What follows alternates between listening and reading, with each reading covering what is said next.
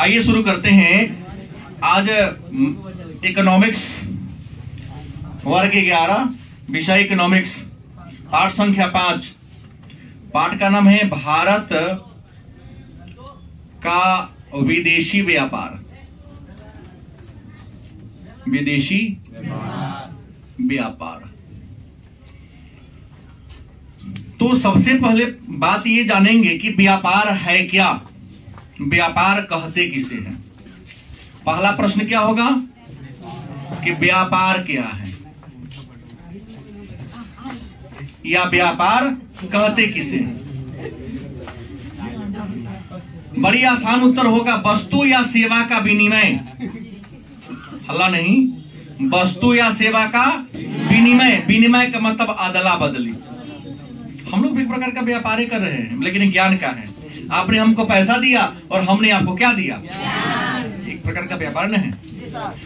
तो वस्तु या सेवा का विनिमय, अदला बदली क्या कहलाता है। कोई दिक्कत।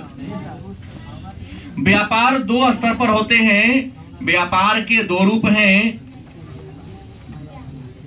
एक राष्ट्रीय और दूसरा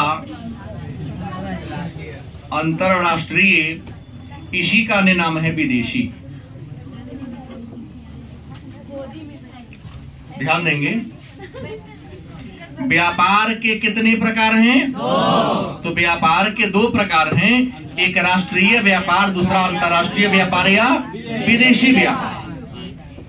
प्रश्न है राष्ट्रीय व्यापार क्या है। तो भारत हमारा देश है, हम सब भारत के नागरिक हैं।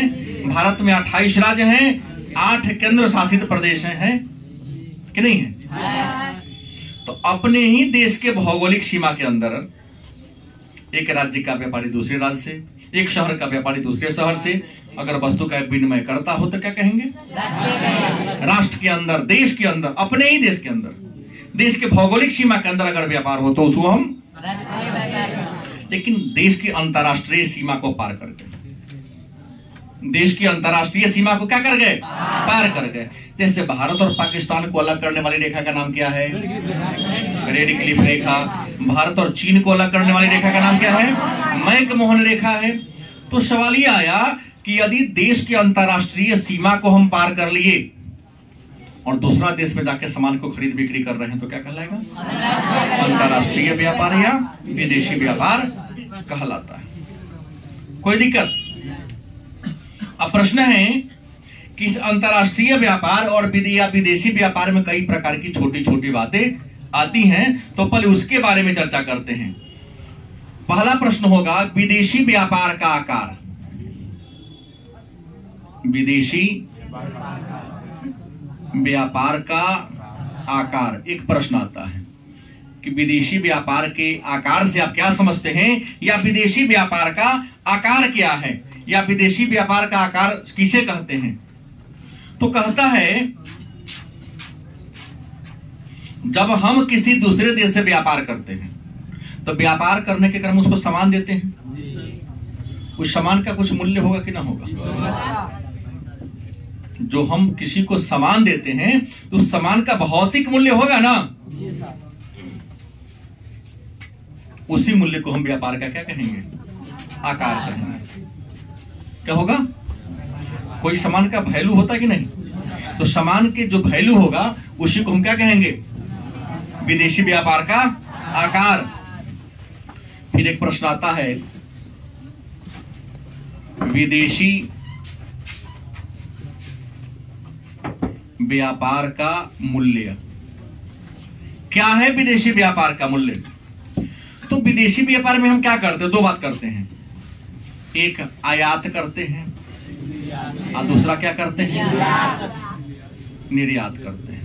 कितना करते हैं, हम आयात भी करते हैं और क्या करते हैं, और आप जानते हैं कि आयात माने मंगाना। अगर हम चीन से कोई सामान खरीद रहे तो क्या कहेंगे, आयात। अगर हम अपन सामान किसी देश को भेज रहे हैं तो क्या कहेंगे, तो आयात करते हैं तो सामान का दाम होगा कि ना, निर्यात करते तो हमारे सामान का भी दाम होगा। इस दोनों के मौद्रिक मूल्य को हम विदेशी व्यापार का मूल्य कहते हैं। माने हम कितने रुपया का सामान भेजते हैं किसी देश में और कितने रुपए का सामान क्या करते हैं, मंगाते हैं, तो इसके मूल्य को क्या कहेंगे, विदेशी व्यापार का मूल्य कहा जाएगा। अब आपके मन में एक प्रश्न होगा कि सर भारत सबसे ज्यादा आयात किस देश से करता है और सबसे ज्यादा निर्यात किस देश को करता है। ऐसे मैं आपको बता दूं, भारत विश्व के 110 देशों के साथ व्यापार करता है। भारत विश्व के कितने, तो विश्व के 110 देशों के साथ व्यापार करता है और भारत 7500 प्रकार के वस्तु का निर्यात करता है और 6800 प्रकार के वस्तु का आयात करता है। लेकिन फिर भी भारत का विदेशी व्यापार घाटा में है। क्यों? हम दूसरे देश में कितने प्रकार के वस्तु को निर्यात करते हैं और मंगाते कितना है, 6800 प्रकार के वस्तु अलग अलग देशों से खरीदते हैं और 7500 प्रकार के वस्तु को हम बेचते हैं। लेकिन फिर भी मेरा विदेशी व्यापार का मूल्य क्या होता है, घाटे में रहता है। इसके पीछे रीजन क्या है, इसके पीछे वजह क्या है? तो इसके पीछे वजह यह है कि हमारा जो सामान है उसका मूल्य कम है और उसके सामान का मूल्य क्या है, ज्यादा है। हम ज्यादा बेचकर भी कम पैसा कमाते हैं और कम बेचकर भी ज्यादा पैसा कमाता है, क्योंकि उसकी वस्तु हमसे ज्यादा गुणवत्तापूर्ण है और हमारी जो वस्तु है उसके सामने थोड़ा गुणवत्ता क्या है, कम है। काबिलियत हमारी थोड़ी सी क्या है, कोई दिक्कत। अब आपको बता दें कि जब हम आजाद हुए थे, हम सब हर साल का डाटा तो नहीं बताऊंगा, लेकिन कुछ शुरुआत वाला बता रहा हूं, वर्तमान वाला बता रहा हूं कि अगर 1950 और 1951 की बात कर ले, 1950-51 की बात कर ले, तो यहां होगा आयात, निर्यात, फिर होगा संतुलन। आयात और निर्यात के अंतर को व्यापार संतुलन कहते हैं, पढ़ाया गया हो क्लास 10 में। तो 1950-51 में भारत कितना करोड़ रुपया का सामान आयात करता था, तो 1950-51 में 608 करोड़ रुपया का सामान भारत क्या करता था, माने अलग अलग देशों से खरीदता था हर साल। 600 माने 6 अरब 8 करोड़ रुपया, 600 करोड़ प्लस 8 करोड़ का बहुत पैसा हो गया। आयात करता था। निर्यात कितना का करता था, तो भारत निर्यात करता था 606 करोड़ का। मतलब घाटा में कितना चल रहा है उस समय, आजादी के समय मात्र हमारा विदेशी व्यापार 2 करोड़ ही रुपया घाटा में था। लेकिन हम बात कर रहा हूं आपको वर्तमान 17-18 का रिकॉर्ड ले लूं या 18 का लेटेस्ट ले चलो, 2020-2021 की बात करें, अभी का रिकॉर्ड अगर लिया जाए तो भारत आयात कितना का करता है, तो 30,016 30,01,016 करोड़ रुपया का, 30,000 करोड़, फिर 1,000 करोड़ और फिर 16 करोड़ का क्या करता है, खरीदते हैं। लेकिन बेचते कितना का है,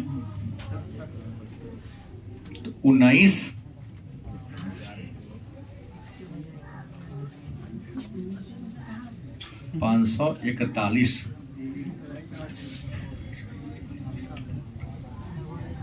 माने 19,55,541 करोड़ रुपया का निर्यात कर। देखिए यहां पर, यहां 30,000 करोड़ है, सॉरी 30 लाख करोड़ है, यहाँ 19 लाख करोड़ है। डिफरेंस छोड़िए, 1000 को छोड़ दीजिए जाए, लाख में लिया जाती कितना हजार है, लगभग थोड़ा कम हो जाएगा क्योंकि यहां डिफरेंस लेंगे तो लगभग 10.5 लाख करोड़ हर साल भारत सरकार को घाटा होता है। और वो सामान किसके लिए? नरेंद्र मोदी अपना लिए खरीदती है, देश की जनता के लिए। फिर भी बड़े बड़े पढ़े लिखे लोग कहते हैं कि भाजपा सरकारें गलत है, इसको महंगाई बढ़ा दिया। तो किसको लाएंगे जो फ्री में सामान खिलाएगा? हम लोग चुन लेंगे उसको। बोलने वाले से पूछ लीजिएगा, अगली सरकार कोई ऐसा व्यक्ति हो तो 2 रुपए किलो पेट्रोल दिवा दे हमको, नहीं बिना कमेले घर में बैठा के खिला दे, हम उसको देने को क्या है तैयार है। लेकिन गारंटी जो दिवाएगा, गारंटी उसको लेना पड़ेगा। नहीं, मैं देखता हूं क्रिकेट में खिलाड़ी कहीं ना कहीं देश के 35 करोड़ में 11 को टॉप है, तब उसको चुन के भेजा गया है। जो दर्शक होते हैं ऐसे नहीं बैठ भाजा, ये किया क्या खेलेगा अगर याद देता है, अरे चुट्टा तुमसे ज्यादा बेटर खेलता है, वो पिच पर बैठा हुआ है, तुम किसी काम के लायक नहीं, इसे तुम देख रहे हो। सही बोला हूं? तुम किसी काम के लायक नहीं हो, इसलिए फील्ड में बैठकर कमेंट्री कर रहे हो, देख रहे हो, उस पर टिक्का टिप्पणी कर रहे हो। क्योंकि अच्छे बड़े लोग पास टाइम का है कि टिक्का टिप्पणी करेगा, वो तो व्यस्त रहते हैं। गलती बोल दिया, बात तो सही बोले, लेकिन आप लोगों को समझ में, क्रिकेट के दिन मैच क्लास छोड़ देते हैं। कहीं न कहीं 1.35 करोड़ में वो चुनाया है, तो हम सबसे बहुत आगे का चीज है वो। क्या तुम क्यों नहीं गए? क्योंकि तुम काबिल नहीं थे, वो काबिल था इसलिए चुना के गया। तो खैर ये बात हो गई। तो हमने कहा कि सबसे ज्यादा निर्यात किस देश को करता है, वर्तमान की बात करते हैं तो भारत सबसे ज्यादा निर्यात USA, United state of America को भारत सबसे ज्यादा क्या करता है? निर्यात करता है। और सबसे ज्यादा आयात किस देश से भारत करता है? तो अगर आयात की बात करें तो सीधा होगा चीन। चाइना से लगभग 48,000 करोड़ का कारोबार है इंडिया का उसके साथ। बहुत साल बहुत ज्यादा हो गया। केवल चीन का उदाहरण मैं दिया, पूरे विश्व का लेंगे तो इतना मैं डाटा दे दिया आपको।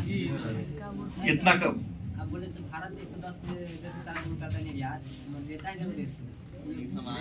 सबसे देगा तो लेबे करेगा ना, सबसे थोड़ा बड़ा होता, किसी से ज्यादा किसी से। हमने बड़ा का नाम बता दिया कि सबसे अधिक निर्यात अपन सामान सबसे अधिक कौन देश में बिकाता है? आज सबसे ज्यादा हम कोना के सामान खरीदते हैं। देखो ना, मार्केट में अन्य देश का सामान कम मिलेगा, चाइनीज सामान बेसी मिलेगा। लेकिन अगर सीधा पूछे कि भारत का सबसे बड़ा व्यापारिक साझेदार कौन है, तो वर्तमान समय में नाम देंगे चीन का। लेकिन चीन से पहले, कोरोना से पहले कौन था? यूएसए था। भारत का सबसे बड़ा व्यापारिक साझेदार वर्तमान में कौन है? सेकंड नंबर पर कौन है? निर्यात सबसे अधिक किसको करता है? आयात किससे करता है? अब प्रश्न है कि आजादी के पहले और आजादी के बाद के विदेशी व्यापार में क्या डिफरेंस आया है? अगर आपसे पूछे कोई कि भारत तो 1947 में आजाद हुआ, तो आजादी के पूर्व भारत किन किन प्रकार के वस्तु का आयात करता था और कौन सामान का निर्यात करता था? एक लाइन में, आजादी के पूर्व भारत बने बनाए सामान का आयात करता था और कच्चा माल का, क्योंकि अंग्रेजों ने कच्चा माल प्राप्त करने के लिए इंडिया को गुलाम बनाया था। मैं पढ़ाया हूं शायद, गलत कि सही? आजादी के पूर्व भारत के विदेशी व्यापार और वर्तमान विदेशी व्यापार में डिफरेंस क्या है, अंतर क्या है? तो एक लाइन में, आजादी के पहले हम कच्चे माल के क्या थे? निर्यातक थे, और बने बनाए सामान के, खाद्य सामग्री के आयातक थे। लेकिन आजादी के बाद बदला है नहीं, अब दोनों प्रकार का सामान होता है। और खाद्य सामग्री तो हम मंगाते ही नहीं है। एक समय था जब गेहूं, कौन? पीएल 480 कानून के तहत अमेरिका से गेहूं आयात करना पड़ा। लेकिन आज हम इतने गेहूं उत्पादन करते हैं कि कई देशों को निर्यात। गलत सही? आज भारत विश्व का सबसे बड़ा सॉफ्टवेयर निर्यातक देश बन गया है। कभी सॉफ्टवेयर के लिए मुंह ताकना होता था कि कोई देश हमको दे दे। आज दुनिया का सबसे बड़ा सॉफ्टवेयर निर्माता देश इंडिया, भारत बन गया। क्योंकि भारत का बेंगलोर है, सिलिकॉन सिटी के नाम से फेमस है। जितना विश्व की बड़ी बड़ी कंपनियां हैं, आईटी का हब, इंफॉर्मेशन टेक्नोलॉजी का क्या है, हब बना हुआ है। अब बड़ी सस्ता में यहां बन जाता है। यहाँ तो गूगल को चैलेंज देने वाला बिहार में बच्चा पैदा हुआ है। नहीं, गूगल कहता है कि हम में किसी की हिम्मत है कि बग पकड़ ले। बग मतलब कमजोरी, कमी, बुराई। और एक बिहार के बेगूसराय का 11वीं क्लास का छात्र, मीना की बीए पास कर गया हूं, गूगल को 57 सेकंड के लिए हैक कर लिया, जो दुनिया को गूगल चला रही है। चला को जानता है तो बड़का कंपनी घर में उठवा लेगा, तुरंत मैसेज कर दिया कि हम कर लिए हैं। रात में उसको मैसेज मिली सीईओ को, ये कहां से ले लिया? मैसेज पढ़ा तो अपने पूरा मीटिंग रात में बुलाया, सबको, सारा क्रम बड़े अधिकारी को बुलाया, कहा इस प्रक्रिया करके देखो। देखा तो सही बात, हैक हो गया। बच्चा को फोन किया, आई तो फोन नींद से सोता या हुआ था, राज तोरे लेखन था, सूत गया, खराटा में ले रहा था, लगातार बज रहा था, कौन हुआ? तो कहा कि इतना करोड़ आपको पैकेज मिलेगा। हमारी कमी को ढूंढने के लिए रातों रात करोड़ों का मालिक बन गया। लगभग 2.5 करोड़ की कुछ रुपया, 3.5 करोड़ रुपया उसको दिया। तो कहा कि जगह हमारा नाम लिख दीजिए, जहां बग है आपकी कमी, उस कमी का मेरा नाम पकड़ रख दीजिए। इतिहासों में अमर हो गया वो। एक सामान्य छोटा सा व्यवसायी का बेटा है, तो क्या है, तो उसने मोबाइल का यूज किया तो पैसा कमाया, ऐसा नाम कमाया कि गूगल के इतिहास में अपना छाप बना लिया। और आप लोग मोबाइल चलाते हैं, चाइना का वही फ्री फायर टिकी टिकी कुछ कुछ खेलते रहते हैं ना, ऐसा नहीं करना है। हाँ सर जी,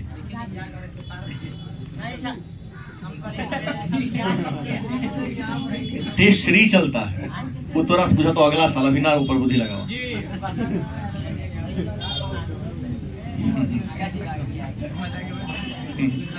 तो हम पहले किस प्रकार की वस्तु आयात करते जान गए, अब किस प्रकार की वस्तु क्या करते जान गए।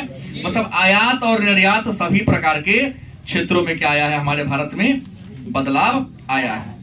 अब प्रश्न है, तो भारत के विदेशी व्यापार की विशेषता क्या है? भारत के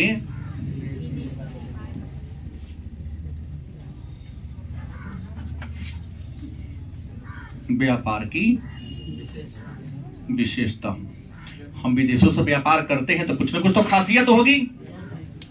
तो विदेशी व्यापार की पहली विशेषता यह है कि भारत का विदेशी व्यापार बहुत तेज गति से बढ़ रही है।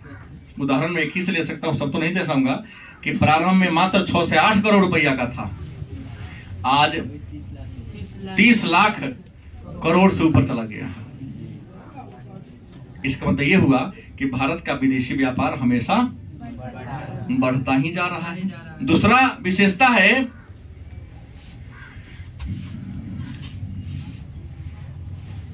अगर हम पहला कह दे मूल्य में वृद्धि, गलती की सही, तो दूसरी विशेषता आयात में वृद्धि। हमारी आबादी इतनी ज्यादा है कि हम दिन प्रतिदिन अधिक से अधिक सामान का, वस्तु का आयात करते जा रहे हैं, क्योंकि जितना हमारे आबादी का डिमांड है उतना हम निर्माण नहीं कर पा रहे हैं। गलत की सही? तो आयात व्यापार बढ़ा है।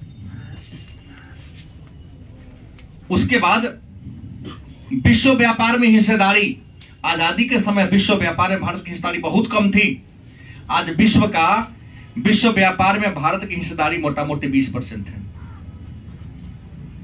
मतलब भारत विश्व का 11वां निर्यातक देश है, विश्व निर्यात में, और 11वां आयातक। विश्व का निर्यातक में कैमा, माने भारत से 19 को देश ऐसा है जो निर्यात ज्यादा करता है, और मंगाने वाले देश में इंडिया कैवा नंबर पर है, 11वां नंबर पर है। अगली विशेषता है कि भारत का विदेशी व्यापार हमेशा कथ में रह रहा है, घाटा में रह रहा है। क्यों घाटा में रह रहा है तो मैं बता दिया हूं कि हम, अलग बात है कि 7500 प्रकार की वस्तु का निर्यात करते हैं और 6800 प्रकार की वस्तु का आयात करते हैं, लेकिन हमारे देश की जो वस्तुएं हैं उसका मूल्य क्या है? गुणवत्ता कम है, इसलिए मूल्य कम होगा। अब वस्तु को बनाने में ज्यादा लागत लगता है, इसलिए वस्तु क्या हो जाता है? महंगा, तो लोग खरीदता ही कम, क्योंकि टेक्नोलॉजी पुरानी है। और विदेशों में जाओगे एकदम टेक्नोलॉजी फास्ट है, टेक्नोलॉजी उसका क्या टेक्नोलॉजी, बहुत फास्ट उसका टेक्नोलॉजी है, कम समय में बहुत ज्यादा सामान बना देता है। गलत कि सही? उसका सस्ता हो जाता है क्योंकि वहां इंसान का प्रयोग कम होता है, मैक्सिमम काम मशीन से ही कर लिया जा रहा है। सऊदी अरब दुनिया का पहला देश बना है जिन्होंने रोबोट को नागरिकता का दर्जा दे दिया। हाँ, सऊदी अरब में। अब वहां पर क्या होगा, होटल में बैरा क्या काम इंसान नहीं करेगा, रोबोट करेगा। बुझ गए बात? अब कुछ देश में आगे आ रहा है कि सीमा पर इंसान नहीं लड़ेगा, रोबोट बनाएगा, रोबोट ही लड़ेगा। हाँ, थोड़ा देर वेट करना पड़ेगा आपको, समझा दीजिए थोड़ा सा। तो प्रश्न क्या है कि घाटा में हमारा व्यापार जा रहा है, कोई दिक्कत? अगला प्रश्न होगा तो भारत के विदेशी व्यापार की विशेषता को तो हम लोग जान लिए, तो विदेशी व्यापार की समस्या क्या है?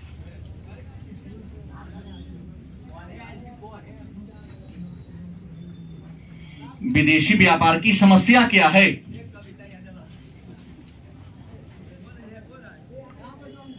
कोई दिक्कत? लाइव क्लास चल रहा है, आपको 15 मिनट रुकना पड़ेगा। क्लास चल रहा, लाइव क्लास चल रहा है, रुकना पड़ेगा 15-20 मिनट। तो बाद में आधा घंटा रुक जाओ, बैठ जाओ। प्रश्न, विदेशी व्यापार की समस्या क्या है, परेशानी क्या है, दिक्कत क्या है? तो भारत के विदेशी व्यापार की पहली समस्या है आयात का बढ़ना। क्या हो रहा है? भारत का विदेशी व्यापार दिन पर दिन आयात हम बढ़ाइए रहे हैं क्योंकि आबादी, लेकिन 1 अरब 35 करोड़ हमारी आबादी पहुंच गए। अनुमान है कि आने वाले 5 वर्षों में, बैठना जाओ 5 मिनट, आने वाले दिनों में दुनिया का नंबर 1 आबादी वाला देश भारत बन जाएगा। अभी चीन है, कौन बन जाएगा? हम बन जाएंगे और आबाद बढ़ जाएगा। इसके बाद हम बात करते हैं समस्या दूसरी क्या है इसकी। तो दूसरी समस्या है आंतरिक मांग में वृद्धि।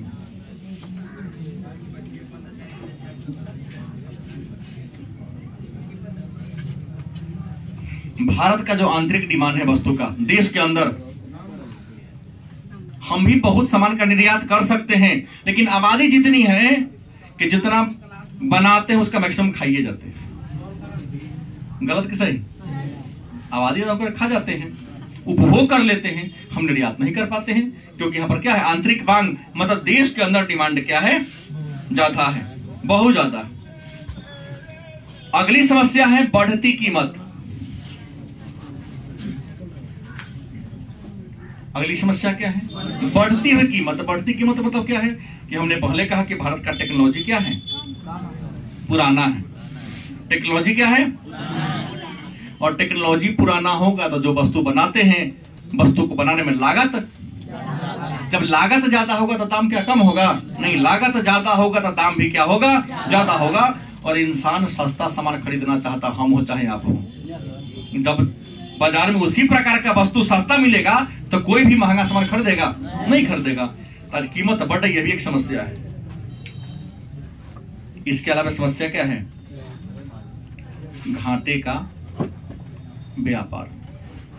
भारत हर साल मोटा मोटी लगभग, हमने कह दिया ना कि लगभग हर साल 30,000 करोड़, 30 लाख करोड़, सॉरी 10 लाख ना, घटा दो तो 10 लाख करोड़ हर साल भारत सरकार का व्यापार, विदेशी व्यापार घाटा में जा रही है। ये भी समस्या है, घाटे का व्यापार नहीं होना चाहिए क्योंकि हर साल 10 लाख रुपया, 10 लाख करोड़ हम पर चढ़ ही रहा है ना। आज न कल तो सधाना पड़ेगा, चाहे विदेशी मुद्रा कोष से दे के सधाए, चाहे उतना सोना दे के सधाना तो पड़ेगा। लेकिन जिस दिन पूरा सोना दे के सधाएंगे तो देश दिवालिया के काल पर पहुंच जाएगा, बहुत ज्यादा है राशि। अगली समस्या है बढ़ता ऋण भार। भारत सरकार काम को करने के लिए अलग अलग देशों से ऋण ले रही, कर्ज ले रही है, और ऋण का बोझ इंडिया पर हर साल धीरे धीरे क्या हो रहा है, मोटा मोटी हर जन्म लेने वाला इंसान पर 25-30 रुपए कर्जा है ये इंडिया में। और फिर भी आप कहते हैं कि देश में सरकार महंगाई कर रही है, तो सस्ता होगा तब पर और ऋण बढ़ेगा। 25,000 का बदला कितना हो जाएगा? 50,000 हो जाएगा। क्योंकि ऋण बढ़ने के पीछे रीजन क्या है? खैरात में खाना। क्या खाना है? खैरात सरकार खिलाती है आपको, तो सरकार अपना घर से पैसा तो नहीं देगी, क्योंकि सरकार तो जनता है लोकतंत्र में, हमारे द्वारा चुना गया प्रतिनिधि हम प्रशासन चलाती है। तो अब हमारे लिए सामान खरीदेगी, 100 में खरीदेगी, 25 में बेचेगी, तो 75 रुपया जो घाटा हो रहा है, वो घाटा का भरपाई आज ना कल कौन करेगा? हम ही को करना पड़ेगा ना। यही नहीं पोजीशन था श्रीलंका में जो संकट आ गया, राष्ट्रपति देश छोड़ के भाग गया, जनता लोग लगा रोरा रोरा चलाने। अरे अभी 4 महीना 5 महीना पहले की कहानी है, श्रीलंका संकट फरवरी में जो आई थी, क्योंकि उसके पास विदेशी मुद्रा भंडार मात्र $2 ही रह गया, उससे अधिक नहीं था। ठीक है, समझा दो जाके तो वो समझेगा। अब चर्चा है कि भारत को करना क्या होगा, इस समस्या से दूर करने के लिए करना क्या पड़ेगा? तो करना यह पड़ेगा, आयात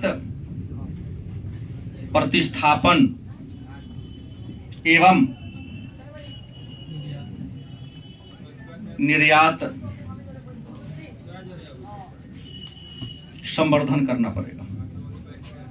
अगर व्यापार को ठीक ठाक करना होगा तो आयात क्या करना होगा? प्रतिस्थापन, माने आयात पर कंट्रोल करना पड़ेगा।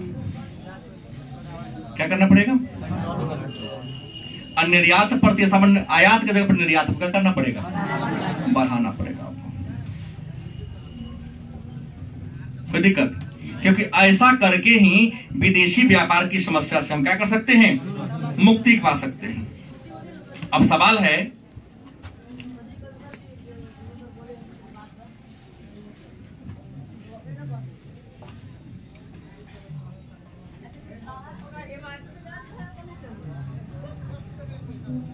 निर्यात संवर्धन के प्रयास। अब निर्यात बढ़ेगा कैसे?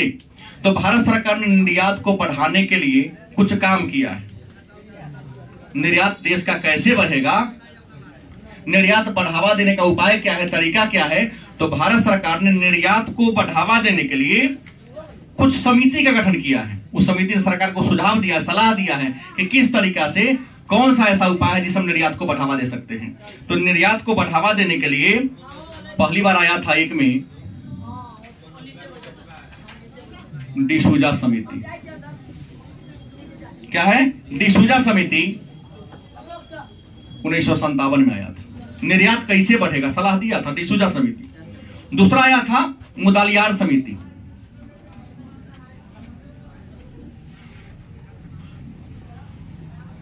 मुदालियार समिति आया था 1961 में। तीसरा समिति आई थी अलेक्जेंडर समिति।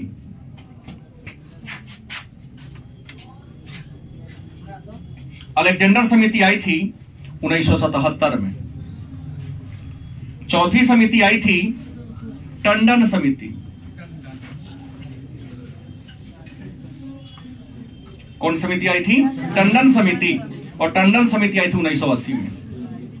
मतलब भारत का निर्यात कैसे बढ़ेगा, निर्यात को बढ़ाने के लिए हमें क्या करना होगा? तो भारत सरकार ने निर्यात को बढ़ावा देने के लिए कुछ समिति बनाया। उसमें सबसे पहले डिसूजा समिति 1900, मुदालियार समिति 1961, अलेक्जेंडर समिति 1977, टंडन समिति 1980। इन्होंने कहा, सरकार को सलाह दिया, यदि निर्यात को बढ़ाना होगा तो हमें कुछ संगठन की स्थापना करनी होगी। क्या? क्योंकि कोई काम संगठन के माध्यम से आसानी से हो जाता है, लेकिन अगर संगठन न हो, अकेला व्यक्ति करेगा तो काम करने में क्या होती है? परेशानी होगी। तो इन सभी समितियों ने कहा कि व्यापार के विकास का सुझाव क्या दिया? तो सुझाव दिया था नंबर 1 में संगठन की स्थापना करनी होगी। क्या बनाना पड़ेगा? संगठन बनाना पड़ेगा। क्योंकि संगठन बनाइएगा तब आपका प्रयास सफल होगा। बिना संगठन के आप काम कीजिएगा तो सफलता नहीं मिलेगी। तो इन समितियों की सिफारिश पर भारत सरकार ने कई समिति का निर्माण किया। जैसे विदेशी व्यापार संस्थान नंबर 1 में आया था, विदेशी व्यापार संस्थान। दूसरा आयात निर्यात सलाहकार। तीसरा समिति आया था राजकीय व्यापार निगम,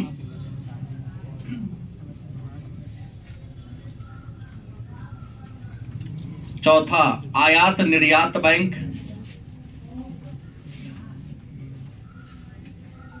कई समितियां थी जिसका गठन किया गया। इन सारे समिति के गठन करने का उद्देश्य क्या था कि विदेशी व्यापार बढ़ेगा कैसे। तो आयात निर्यात बैंक की स्थापना की गई थी आपको 1982 में। इसका उद्देश्य क्या था कि किस तरह इसी तरीके से भारत के निर्यात को, माने सामान दूसरा देश में क्या करे, ज्यादा बेचे। तो सामान दूसरा देश में तब ना ज्यादा बिकेगा जब हमको वस्तु को बनाने में लागत कम करना होगा, या सरकार, जैसे मान लो सीमा शुल्क होता है, जैसे ये भारत है, ये मेरा कौन है, इंडिया, और इधर पाक, ये दोनों देश के बीच क्या है, सीमा है। तो जब हमारे देश का सामान चाइना पाकिस्तान में जाता है तो हमारे सीमा पर भी टैक्स ले लिया जाता है, और जब पाकिस्तान में घुसता है तो पाकिस्तान की सरकार भी उस पर क्या लगा लेती है, टैक्स लगा देता है। हमारे यहाँ तो कम ही लगता है, लेकिन पाकिस्तान में ज्यादा लगाएगा। ज्यादा लगाएगा तो दाम बढ़ जाएगा, पाकिस्तान में क्या होगा, ना बिकाएगा। सलाह दिया सभी सब कि अगर बढ़ावा करना है तो भले यहाँ जो आप टैक्स ले लीजिए, लेकिन सीमा शुल्क आपको घटाना पड़ेगा। और सरकार को आमदनी बहुत होता है सीमा शुल्क से, क्योंकि जैसे हमारे देश का सामान यहाँ पर जाएगा तो यहाँ जो आप टैक्स लेते हैं कम कर दीजिए, फ्री कर दीजिए, क्योंकि जैसे फ्री कीजिएगा तो यहाँ जाएगा, वहां टैक्स लगाएगा। ये टैक्स तो बचा हुआ है तो सामान का दाम क्या हो जाएगा, टैक्स अगर सामान पर न लगे तो सामान का दाम क्या हो जाएगा। जैसे आप में से किसी के भैया पापा रिश्तेदार में आर्मी में है, फौज में है, 2 गो हाथ उठाया, 3 गो थोड़ो है, पूछना उन लोग को कार्ड मिला होगा, है दरभंगा में भी है, मुजफ्फरपुर में उसका एक अपना दुकान है, उस कार्डे पर सामान खरीद सकते हो। वहां जाओगे ना तो सामान बहुत कम दाम में, सरकार बिना टैक्स का सामान, अधिया तो नहीं, थोड़ा सा ज्यादा पर रहता है। अगर मार्केट में जो सामान आपको 100 में मिल रहा है वहां निश्चित तौर पर 60-65 में मिल जाता है। कैंटीन जिसको कहते हो, गलत कि सही? क्यों तो सस्ता वहां है? क्योंकि कंपनी से आता है सीधे, वहां पर टैक्स वाला बीच का लफड़ा क्या है, खत्म है। गलत सही? और सामान बड़ी उम्दा किस्म का वहां पर अच्छी क्वालिटी का सामान क्या होता है, मिलता है। तो इन सारे संस्थानों ने कहा इस संस्था की स्थापना करके आप कर सकते हैं, और यही काम करना। दूसरा बात कहा, एक चीज करना क्या होगा, निर्यात प्रसंस्करण केंद्र।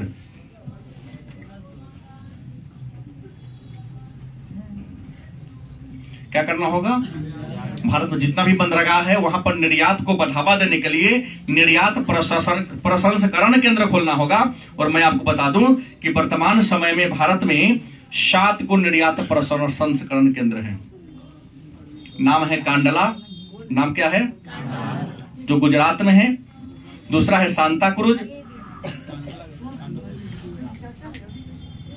मुंबई में है। फाहटा पश्चिम बंगाल में है। नोएडा उत्तर प्रदेश में है।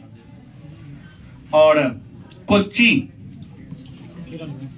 केरल में है। चेन्नई तमिलनाडु में है। और विशाखापट्टनम आंध्र प्रदेश में है। तो अगर निर्यात को बढ़ाना है तो हमें निर्यात प्रसंस्करण केंद्र खोलना होगा। और सलाह दिया था इन लोगों ने कि जहां जहां बंदरगाह है वहां निर्यात प्रसंस्करण केंद्र खोला जाए, माने वहां पर वस्तु को रखा जाए, जरूरत तो तुरंत भेज दिया जाए। क्योंकि जितना ज्यादा हम निर्यात को बढ़ावा देंगे उतना विदेशी रुपया हमारे देश में क्या होगा, और जब विदेशी रुपया की हमको प्राप्ति होगी तो हमारी अर्थव्यवस्था अपने बड़ी तीव्र गति से स्ट्रांग होना, मजबूत होना क्या हो जाएगी। तो भारत में निर्यात प्रसंस्करण केंद्र कितने हैं? कंडला गुजरात में है। सांताक्रूज मुंबई में है। फाहटा पश्चिम बंगाल में। नोएडा उत्तर प्रदेश में है। कोच्चि केरल में। चेन्नई तमिलनाडु में। और विशाखापट्टनम आंध्र प्रदेश में। और चीनी मॉडल का अनुकरण करते हुए सरकार ने SEZ एक्सक्लूसिव इकोनॉमिक जोन की स्थापना कर दिया है 1 अप्रैल 2000 ईस्वी को, चीनी मॉडल पर।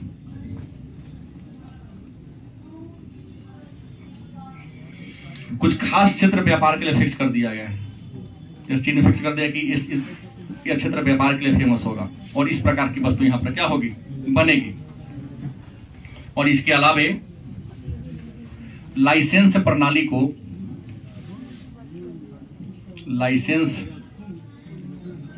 को क्या बना दिया गया है, उदार बना दिया गया है। और उदार लाइसेंस प्रणाली कब बनाया गया, 1992 ईस्वी में, 1991 की नई आर्थिक नीति के तहत। कि पहले किसी कारोबार को करने के लिए लाइसेंस लेने में ही बड़ी परेशानी झेलना पड़ता था। सरकार ने नियम बना, नहीं उदार, आपको पास एक बार आवेदन पत्र आता है तो तुरंत मूल्यांकन कीजिए और यथाशीघ्र 1 सप्ताह के अंदर, देखते हो ना, जब आवासीय बनवाने जाओ, जाति बनवाने जाओ, 21 दिन के अंदर आपको मिल जाना है, 14 दिन में बन जाता है। अब पहले ज्यादा लगता था, कई बार तो मिलता भी नहीं था, अभी कई परेशान होते जाओ। लेकिन अब क्या है, बड़ी आसानी से हो जा रहा है। तो लाइसेंस प्रणाली को क्या बना दिया गया है, उदार बना दिया गया है। और धीरे धीरे हमारा विदेशी व्यापार का दिशा, दशा, संरचना, मूल्य सब क्या होते जा रहा है, बढ़ते जा रहा है।